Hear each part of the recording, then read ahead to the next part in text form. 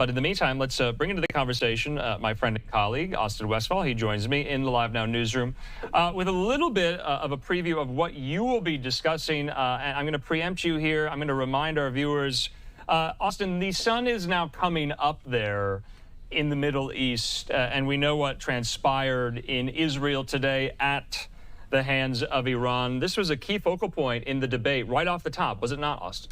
This is the first question that was asked, Andrew. The debate began with a question about Iran striking Israel directly today. This was the major focus of the day up until the debate started. We're going to be discussing that with national security analyst Hal Kempfer in a moment here. We're also going to be having a panel discussion with political analyst Rich Rubino and Politico's Melanie Mason. That's going to be coming up later on next hour. But as I said, we are going to be speaking with national security analyst Hal Kempfer in a moment here. While we tee Hal up, I want to play out a clip of the very first question that was asked at the debate. It had to do with the Middle East. Let's watch. October 7th, Hamas terrorists massacred over 1,400 Israelis and took prisoners. Israel's ability to be able to defend itself is absolutely fundamental. Getting its hostages back, fundamental, and ending the humanitarian crisis in Gaza. But the expansion of Israel and its proxies is an absolute fundamental necessity for the United States to have the steady leadership there. You saw it experienced today, where along with our Israeli partners and our coalition, able to stop the incoming attack. But what's fundamental here is that steady leadership is going to matter. It's clear, and the world saw it on that debate stage a few weeks ago, a nearly 80-year-old Donald Trump talking about crowd sizes is not what we need in this moment. But it's not just that. It's those that were closest to Donald Trump that understand how dangerous he is when the world is this dangerous. His chief of staff, John Kelly, said that he was the most flawed human being he'd ever met.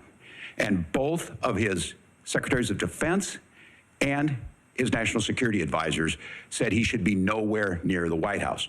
Now, the person closest to them, Donald Trump, said he's unfit for the highest office. That was Senator Vance. What we've seen out of Vice President Harris is we've seen steady leadership. We've seen a calmness that is able to draw on the coalitions to bring them together.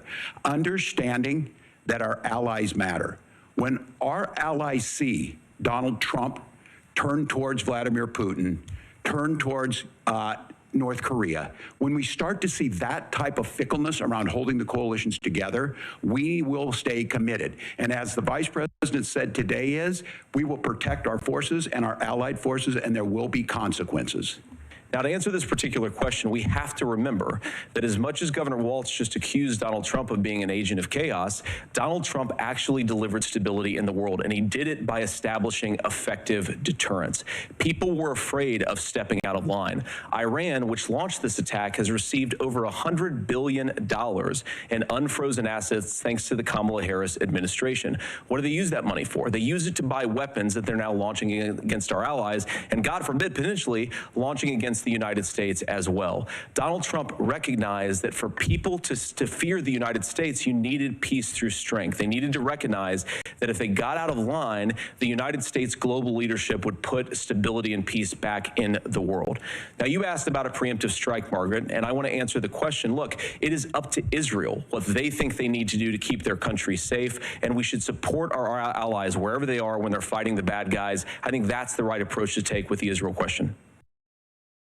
Okay, I'm Austin Westfall. I'm in the desk now. We are joined by national security analyst and retired Marine intelligence officer Hal Kempfer. First off, before we get into the nitty-gritty of his response there and some of the language that was used throughout this debate, what do you make of that first question?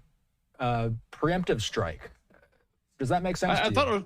I thought it was rather interesting, Austin. It's like, should Israel launch a preemptive strike? And I've spent pretty much the day looking at not so much preemption as responding to a strike that was already happened, which is, Iran sent over 180 missiles, ballistic missiles into Israel. The question is not anything preemptive. The question right now is, what should Israel's response be?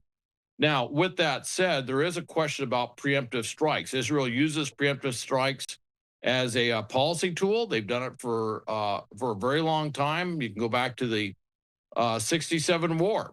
and that was a preemptive strike. So it is something that Israel's done. Of the two things, I didn't really find with Governor Walz a very clear answer to that. He did recite October 7th.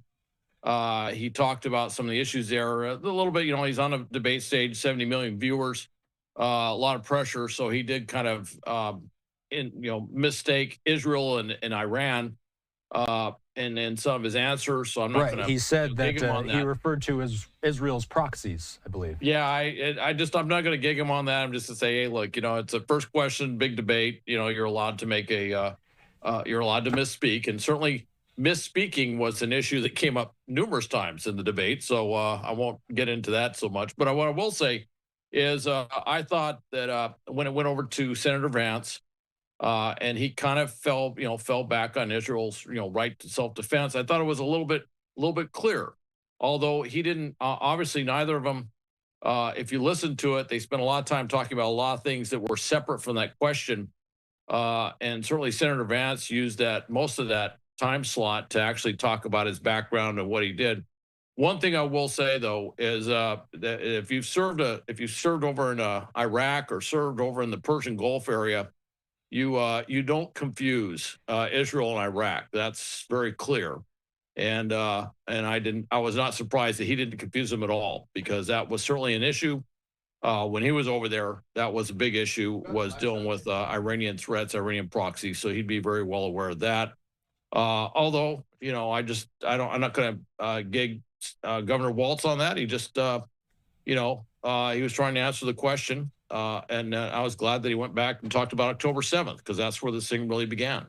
So, Hal, I got to ask you, this is a live image of Beirut, by the way. This is not an uncommon image we've been seeing over these past few days. This is smoke you're seeing from some sort of strike. The IDF has been active in the region over the past few days. As I mentioned, the debate began with that question about conflict in the Middle East after a day of Iranian strikes on Israel. Vance raised a frequent Republican claim that the Biden administration provided Iran with money for attacks by unfreezing Iranian funds. Is that how it went down, Hal?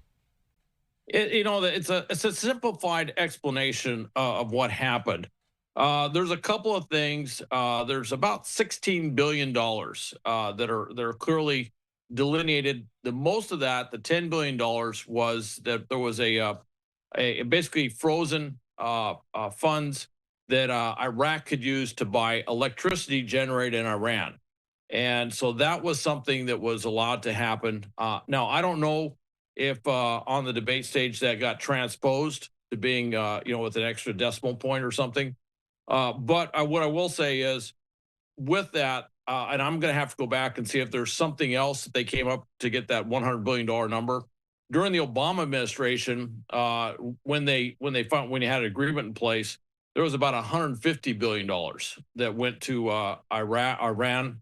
After that, as part of the as setting into the joint agreement, if you will, basically they unfroze a lot of bank accounts, other things, assets, stuff like that went back to Iran. And of course, the criticism was that Iran took that money, and some of that money was paying for terrorism and buying weapons and paying for weapons programs. And frankly, probably some of it was. That would be very logical that they would do that. There is a lot of money that's gone over there. I don't think it's not a transfer. When it's simplified on the campaign trail, it sounds like there was a check or it almost alludes to a large briefcase with $100 billion in cash that got passed over to the Iranians. It's not quite that clear, but there's a lot of things in terms of frozen assets, frozen funds, permissions to do things, permissions to engage in certain trade that they weren't allowed to do under the previous sanctions. When you start adding that all up, that's where that's where you probably got that $100 billion figure from. Okay, Hal, another big story here, and I want to pull up this tweet from the former Prime Minister of Israel. He posted a lengthy statement on Twitter. I'll read part of it. We will get back into our debate coverage, but I got to ask you because this was a major story of the day. He says, Israel has now its greatest opportunity in 50 years to change the face of the Middle East. The leadership of Iran, which used to be good at chess, made a terrible mistake this evening. We must act now to destroy Iran's nuclear program, its central energy facilities, and to fatally cripple this terrorist regime. So Hal, this is the big question now. How will Israel respond? Does targeting the nuclear program make sense at this point? Austin, it's fascinating that you point to this, because I've seen this same general statement said by others in Israel, who said it, not those who are tied to the Netanyahu administration or his coalition by any means, but they're looking at this and they use the term opportunity. And you would think they just got hit with 180 ballistic missiles. How is that an opportunity? It does make your kind of scratch your head. What it is they're going to respond, and when they were, and certainly reference to chess, is that this was a really dumb move by Iran by acting out in such a way, by acting out in such a visceral response, launching all these missiles at these population centers, along with military facilities and things like that in Israel. That what they've done is they've basically, certainly under international law, Israel has a right to defend itself. Now Israel has to figure out what is the best way to do that. They have, the IDF, Israel has been wargaming what to do, trying to figure this out for some time. What would be the best response to an Iranian attack? This is not something new that they're going to go back and just come up with. They've got courses of action already in place, and they're basically going to pick one. Now, what could it be? The nuclear facilities, the nuclear program has come up a lot. It's a tough target.